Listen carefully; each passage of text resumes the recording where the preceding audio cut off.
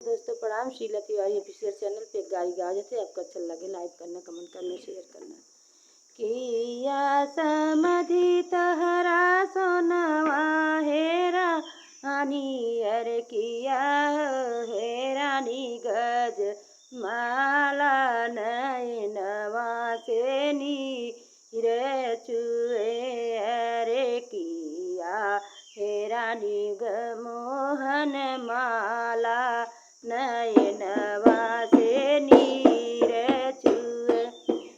नाही हो समधि मोर सोनवा हे रानी हे नाही हो समधि मोर सोनवा हे रानी अरे नाही हे रानी मोहन माला नयनवा से नीर चुए अरे नाही हे रानी मोहन माला नयनवा से नीर चुए। हमारी नी बहिनी तो हरी गली आई अरे गईली गलिया में हेराई नयनवा से लोर चुए अरे गईली गलियवा हेराई नयनवा से लोर चुए। हमारी नी बहनी मिली तहरी से धरिया अरे हमारी नी बहनी मिली तहरी से धरिया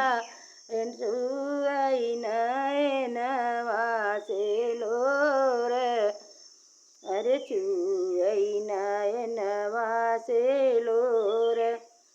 हम अनिचवा जे बाटी अरे गदा गलई रे ऊपरा रजाई अरे बिचवा में करथी लड़ाई नयनवा से लोर चुए अरे बिचवा में करथी लड़ाई नयनवा से लोर चुए।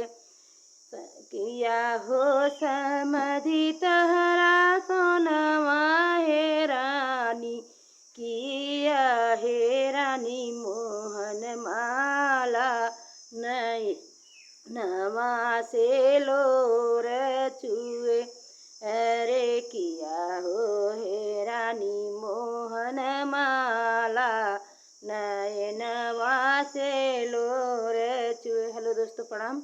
आपके अच्छा लगे तो लाइक करना, कमेंट करना, शेयर करना।